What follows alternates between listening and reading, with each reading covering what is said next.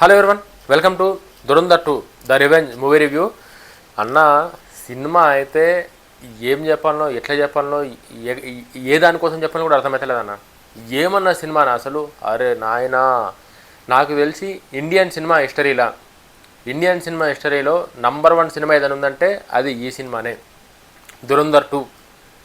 ఎవడు ఎన్ని రికార్డులు క్రియేట్ చేసుకున్నా అంటే వేరే సినిమాలు తక్కువ చేసినట్టు కాదు, ఈ సినిమాలో ఉన్న కంటెంటు, ఈ సినిమా స్క్రీన్ ప్లే, ఈ సినిమా రైటింగ్, ఈ సినిమాలో ఉన్న సీన్లు అసలు ఎక్స్పెక్ట్ చేయలే.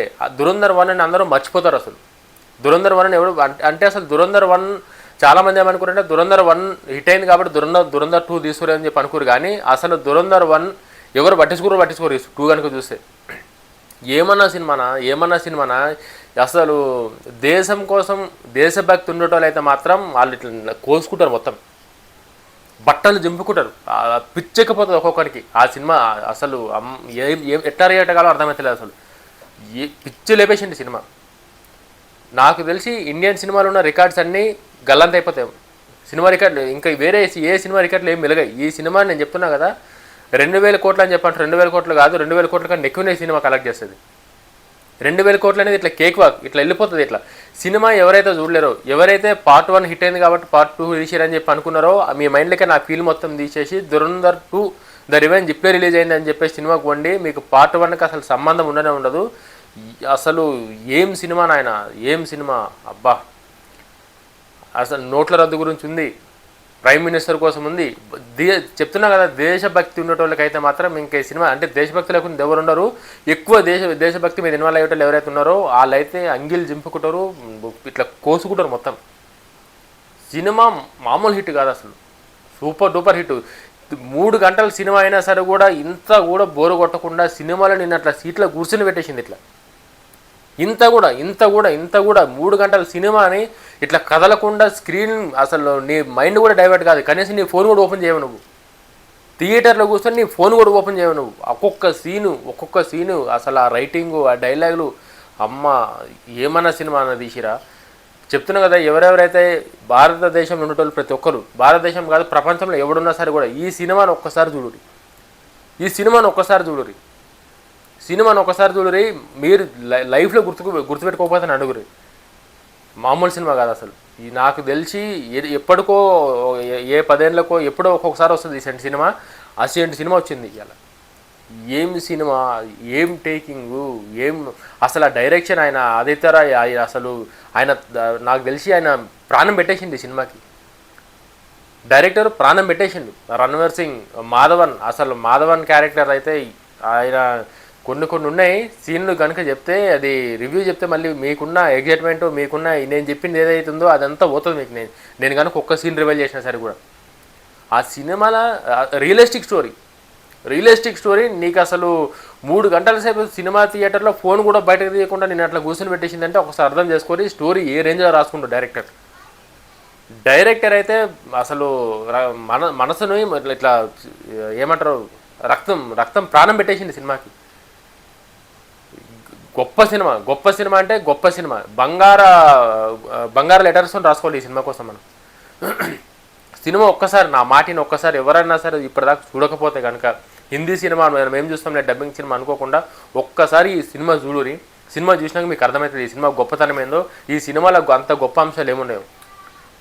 నేను చెప్తున్నా కదా, ఈ సినిమా చూసిన తర్వాత నా కామెంట్ చేయరు. నేను చెప్పిన రివ్యూలో ఇంత నా తప్పుంటే మీరు నా కామెంట్ చేయరు, నేను నా వర్డ్స్ అన్ని బ్యాక్ తీసుకుంటా. ఎంత గొప్ప సినిమా, ఏం సీన్లు, ఆ యాక్షన్ సీన్సే కావచ్చు, మ్యూజికే కావచ్చు, డైలాగులు కావచ్చు, ఆ రైటింగ్ కావచ్చు, ప్రతి ఒక్కటి పిన్ టు పిన్, ఎక్కడ కూడా కన్ఫ్యూజన్ లేకుండా, ఎక్కడ కూడా ఏదో ఒకలాగా స్టోరీని మెల్లగా నడిపేద్దామన్నట్టు కాకుండా ప్రతి ఒక్క సీన్ వర్త్. స్టార్టింగ్ కూర్చున్న దగ్గర నుంచి 2000 బ్యాక్గ్రౌండ్లో స్టోరీ స్టార్ట్ అవుతుంది. అప్పటి నుంచి అసలు ఏం టేకింగ్ ఆయన. అసలు ఆ డైరెక్టరు ఎంత క్లారిటీతోని, ఎంత మనసు పెట్టి చూసిన ప్రతి ఒక్క ఆడియన్స్ ఇంత కూడా కన్ఫ్యూజ్ కావద్దని చెప్పి ఎంత క్లారిటీతో తీసిండేమో కానీ అసలు పిచ్చి లేపేసిండు ఆయన సినిమా. రణ్వీర్ సింగ్ యాక్టింగ్ అయితే మాత్రం అసలు ఇంకా నాకు తెలిసి రణ్వీర్ సింగ్ ఇంకా 100 సినిమాలు తీసినా సరే కూడా రణ్వీర్ సింగ్ జీవితంలో చరిత్రలో నిలిచిపోయే సినిమా ఏదంటే ఈ సినిమా గురించి మాట్లాడతారు. రణవీర్ సింగ్ జీవితంలో ఏమైనా చేసిందంటే ఈ సినిమా తీసిన దురంధర్ 2 సినిమా తీసిన ద రివెంజ్ అని చెప్పి కాలర్ ఎగరేసుకొని చెప్పుకునే సినిమా ఇది. సినిమా గురించి నేను ఏం చెప్పా, సినిమాలో అది ఉంది ఇది ఉంది ఆ సీన్ ఉంది ఈ సీన్ ఉందని ఏ సీన్లు చెప్పా, మీరు చూసినాక మీరు థ్రిల్ కావాలి ఆ సీన్లు అవి. నేను ఏదైతే థ్రిల్ అవుతున్నానో ఏదైతే అసలు ఎట్లా ఏం చెప్పని కూడా అర్థమవుతుంది.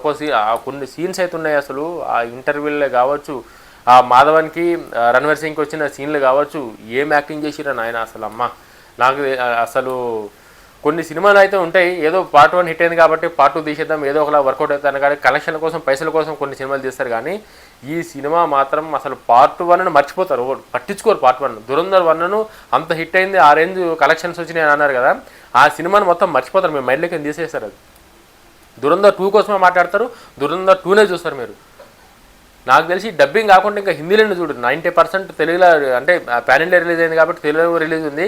90% హిందీ ఎవరైతే వచ్చారో వాళ్ళు హిందీలో చూస్తేనే బెటర్ సినిమా. ఇట్లా పిండేస్తుంది మీ మనసును మొత్తం. ఎమోషన్ సీన్స్ అయితే వర్కౌట్ అయినాయి. ఎమోషన్ సీన్స్ ఏమన్నా ఎమోషన్ సీన్స్ అసలు ఆ యాక్షన్ సీన్స్ ప్రతి ఎపిసోడ్ ప్రతి ఫ్రేమ్ ప్రతి ఎపిసోడ్ సినిమాని వేరే లెవెల్కి తీసుకుపోయింది మొత్తం.